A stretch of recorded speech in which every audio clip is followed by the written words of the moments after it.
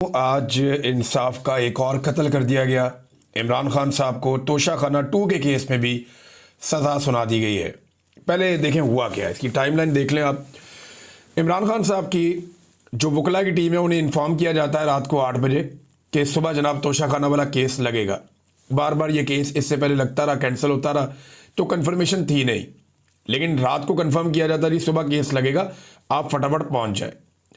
अब वकला जो है वो लाहौर में मौजूद हैं, कोई कहीं मौजूद है, तो सब लोग भागम दौड़ जो है वो कुछ भी करके, धुंध बहुत ज़्यादा थी, इसके बावजूद इस्लामाबाद पहुंच गए। फैमिली को अंदर नहीं जाने दिया गया और मखसूस लोगों को अंदर ले जाया गया। वकला को भी अंदर नहीं जाने दिया गया, सिर्फ सलमान सफदर साहब को अंदर जाने की इजाज़त मिली। अंदर उन्होंने क्या देखा और जो बाकी लोग हैं सोर्सेज वो क्या बताते हैं कि इमरान खान साहब और बुशरा बीबी जो है वो जो अदालत बनाई गई है अडियाला जेल में वहाँ पर मौजूद थे। जज शाहरुख अर्जुमंद वो जज साहब की कुर्सी पे आकर बैठ गए और अभी इस केस के अंदर मजीद कुछ दलाइल और मजीद कुछ शवाहिद सुने जाने थे।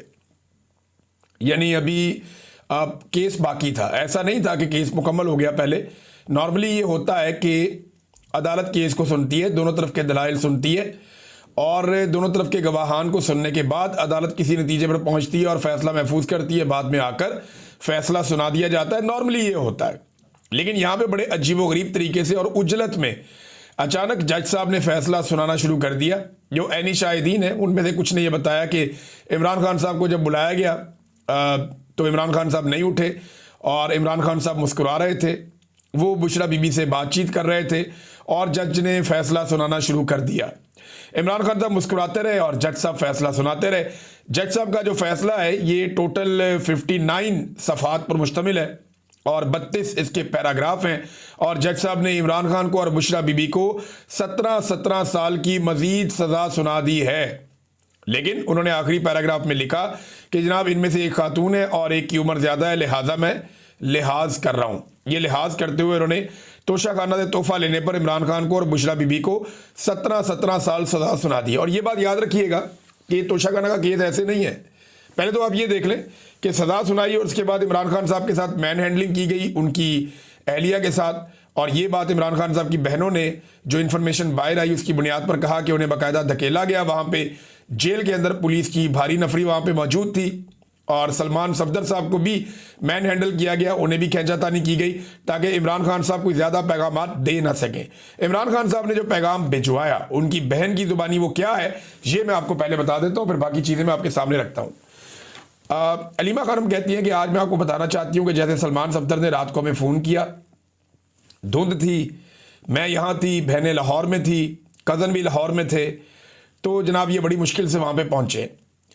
और मीडिया को तो इस बात का इल्म है, लेकिन हम अपने नाज़रीन को ये बताना चाहते हैं कि यहाँ नाका लगाया हुआ था, अंदर जाने नहीं दिया, और पिंडी की तरफ से तकरीबन 1 किलोमीटर पहले एक और नाका लगाया गया था और गोरखपुर की तरफ भी तकरीबन 1 किलोमीटर पहले नाका लगाया हुआ था और ये इस मकाम पर भी नाका लगा हुआ है जहां इस वक्त हम खड़े हुए हैं।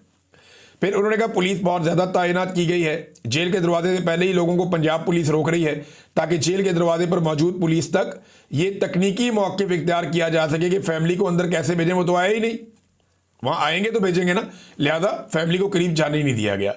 फिर उन्होंने कहा जनाब कि हमें दोनों तरफ से घेर कर रोक लिया गया और ये कहा गया कि आज प्रोसिक्यूशन की जानिब से यानी सरकार की जानिब से रिबटल आएगा, उनकी जानिब से आज जवाब जमा करवाया जाएगा और सज़ा के बारे में फ़ैसला शायद बाद में सुनाया जाए। फैसला बाद में आएगा, आज सिर्फ सरकार की बारी थी, प्रोसिक्यूशन की बारी थी। अच्छा, हमें यह भी जल्दी थी कि कहीं पे ये ना हो जाए कि अलकादर का केस लग जाए वहाँ पे हाई कोर्ट में। डोगर साहब 1 साल से ये केस नहीं सुन रहे, ये भी उन्होंने कहा। बहरहाल उन्होंने कहा जो सलमान सफदर के साथ हुआ वो पूरी तरह वाज़ेह नहीं हो सका। मैं आपको बताती हूँ कि आज वो बदतमीज़ी पर आए हुए थे, सलमान सफदर को भी ज़बरदस्ती धक्के दिए गए, बुशरा बीबी और इमरान खान के साथ भी ज़बरदस्ती की जा रही थी, यहाँ तक कि उन्हें तकरीबन घसीट कर बाहर ले जाने की कोशिश की गई। इस घबराहट की वजह यह थी कि कहीं सलमान सफदर की इमरान खान से कोई तफसीली गुफ्तगू ना हो जाए, इसीलिए अंदर जाते ही फ़ौरन सज़ा सुना दी गई। इमरान खान को पूरी बात सुनने का मौका भी नहीं दिया गया, सज़ा सुनाकर जज उठकर चले गए। इसके बावजूद इमरान खान ने चंद पैगामात भिजवाए हैं और हमें वो पैगामात मिल गए हैं। सबसे पहले इमरान खान ने कहा कि उन्हें इस बात का बहुत ज़्यादा दुख है कि उनकी बहनों और दीगर ख़वातीन के साथ जेल के बाहर जो सलूक हो रहा है, उन्होंने कहा काश हम सलमान सफदर के ज़रिए ये पैगाम अंदर भिजवा सकते कि आप हमारी फ़िक्र ना करें, कोई बात नहीं है, मजबूती के साथ खड़े हैं और आप भी मजबूती के साथ खड़े हैं, ख़वातीन भी खड़ी होती हैं, कोई खौफज़दा नहीं है। फिर इमरान खान ने बताया कि जिस तरह यास्मीन, इमरान खान साहब ने जो जेल में कहा, उन्होंने कहा जी यास्मीन राशिद और मारंग बलोच के साथ जुल्म किया जा रहा है, जिस तरह बुशरा बीबी के साथ तन्हाई में सलूक किया जा रहा है, कहते तन्हाई में डाला हुआ है, इस पर भी उन्होंने ख़वातीन के हवाले से बात की।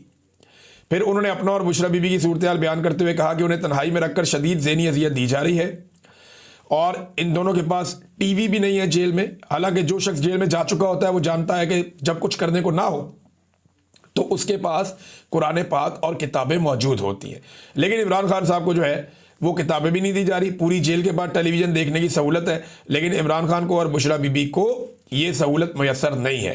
किताबों के लिए हमने जज अमजद साहब को बार बार कह रखा है, अब 2 हफ्ते हो चुके हैं, 11 किताबों की लिस्ट उनको दी थी, लेकिन किताबें इमरान खान साहब तक नहीं पहुंची।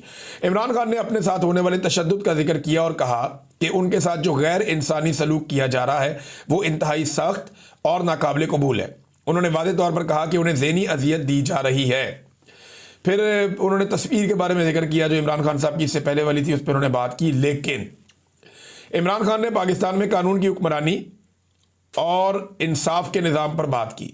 उन्होंने कहा कि इस वक्त जो जजेस हक के लिए खड़े हो गए हैं वो पाकिस्तान के हीरोज़ हैं। याद रखें तारीख में एक बाब 2007 में भी गुजरा था जब डिक्टेटर के साथ बहुत सारे जजेस खड़े हो गए थे जिन्हें पीसीओ जजेस कहा जाता था, जबकि जो जजेस उस डिक्टेटर के खिलाफ खड़े हुए थे उन्हें हीरोज़ माना जाता था और आज तक उन्हें हीरो ही समझा जाता है। आज भी वो जजेस जो इस निज़ाम के खिलाफ खड़े हैं, जिसे ये लोग दफन कर रहे हैं, और जो कानून की हुक्मरानी के लिए डटे हुए हैं जो जजेस, इमरान खान के मुताबिक वो पाकिस्तान के हीरोज़ हैं।